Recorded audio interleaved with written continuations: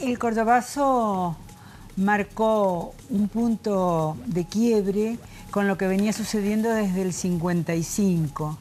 ¿Para qué cayó Perón? ¿Para qué lo hicieron renunciar a Perón? Porque no se podía soportar el grado de adelanto, de progreso en la situación laboral, en la situación de los trabajadores, de los obreros, y había un reclamo del sector del poder económico muy fuerte, adornado con cuestiones también ideológicas, que el autoritarismo de Perón, que la Iglesia, etcétera, etcétera. Pero la realidad es que se quería recuperar el poder para poder llevar adelante el derrumbe de todas las conquistas obreras, de todas las conquistas sociales. A partir del 55 es intentos y frenos. ¿Quiénes frenan? Frena el movimiento obrero, que también se va resquebrajando, no es homogéneo, pero además frena una parte de la población y además va cambiando generacionalmente. Entonces, cada golpe va encontrando gente distinta y ataca de manera distinta. A Frondizi lo hicieron caer porque podía volver el peronismo. A Ilía lo hacen caer. Ilía había hecho un gobierno manso, tranquilo, de bastante progreso.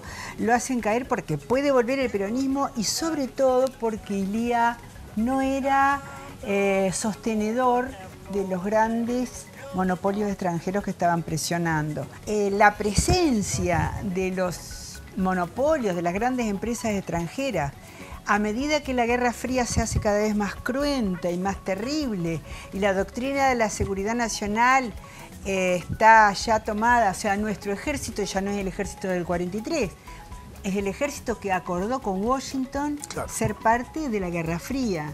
Y para eso ven comunistas por todos son comunistas.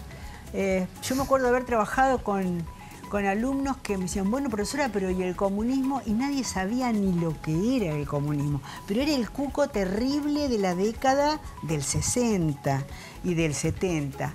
Lo que pasa es que también el mundo en los 60, con mucho dolor, con mucho sufrimiento, pero estaba pariendo unas realidades que eran como de ensueño. Se estaba liberando gran parte del mundo colonial. Había sucedido todo el movimiento en contra de la guerra de Vietnam dentro de Estados Unidos. La guerra de Vietnam termina por la presión interna en Estados Unidos. Los hippies, el amor, la paz, el movimiento del poder negro, todo eso, la liberación femenina inicial con la pastilla que permite que las mujeres puedan tomar ciertas decisiones que nunca antes habían tomado. Pero además, la Iglesia del Tercer Mundo, Medellín, ¿verdad? El Concilio Vaticano II, los curas con la opción por los pobres, es un mundo terriblemente revolucionario. Cuba, por supuesto, Cuba. Guevara, que había muerto hacía 2 años. El Che Guevara muere ahí, es claro. Entonces todo esto hace que haya ese mundo del rock, el mundo de los Beatles, el mundo de los hombres con pelo largo, el mundo de las chicas con minifalda. En ese mundo... Un mundo joven que deja de parecerse al mundo de los padres. Completamente, se quiebra. Lo quiebra, exactamente. Propone una contracultura respecto al mundo de los padres. Exactamente. Ese mundo lleno de esperanza. Con muchos, nada de esto se consiguió fácil, pero en ese contexto impresionante del mundo, a nosotros nos llueve el agua helada del golpe de Onganía. El golpe de Onganía, que es católico enfermizo, es un tipo de católico enfermizo, cerrado, antiguo, clerical, medieval, ¿verdad? Confuso. Él estaba confuso y decía cosas raras y discursos que nadie entendía. Pero lo que tiene esa primera instancia es, yo vengo acá sostenido por el ejército, pero soy yo. A mí me sostiene el ejército, pero yo vengo sin plazos. Tengo objetivos, pero no tengo plazo. Puedo estar 20 años, lo que sea necesario. Voy a estar 3 tiempos. En el primer tiempo vamos a corregir los errores que se han cometido en materia económica. El segundo tiempo es el social y el tercer tiempo es político. Aclaro, por si alguien no lo sabe, que cuando llega, termina con la República, quita todos los poderes menos él. O sea, desaparece el Poder Legislativo, desaparece la Suprema Corte de Justicia, desaparecen, se van a su casa. Se interviene en todas las provincias y todos los gobiernos de las ciudades. Entre ellas, además, las universidades, ¿no? La universidad, que había tomado un vuelo con esto que yo les digo de los 60, la universidad era un mundo maravilloso, un mundo de debate. Se daban pocas clases, teníamos debates perpetuos, ¿no? Pero era una emoción, era como una locura de disco. Hoy que vamos a dar, no, hoy la clase de antropología vamos a trabajar la guerra de Vietnam, por ejemplo. Era todo así, era todo emocionante. Bueno, por supuesto, ¿cómo la ve él y su equipo gobernante? Como una cueva feroz de comunistas.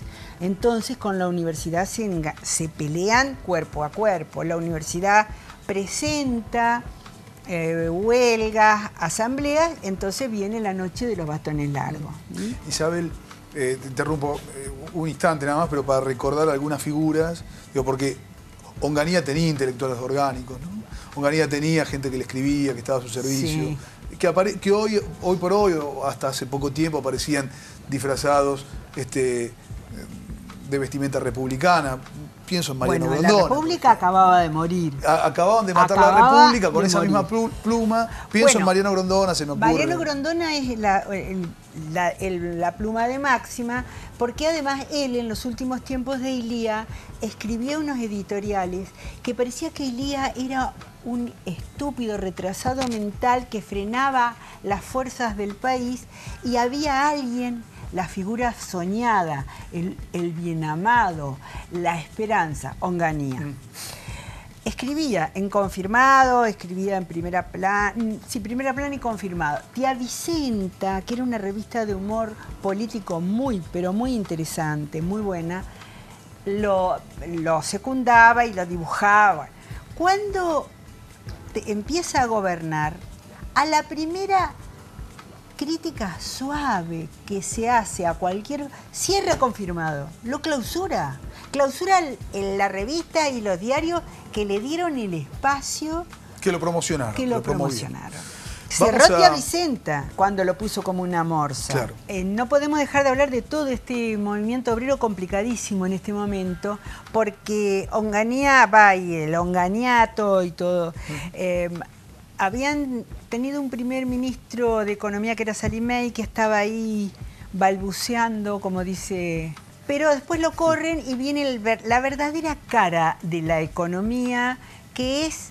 Onganía tal vez ni se enteraba que era realmente para quien estaba él gobernando y haciendo todo lo que hacía, que era Adalbert, que aclaró, yo no soy Adalberto, soy Adalbert Krieger Bacena.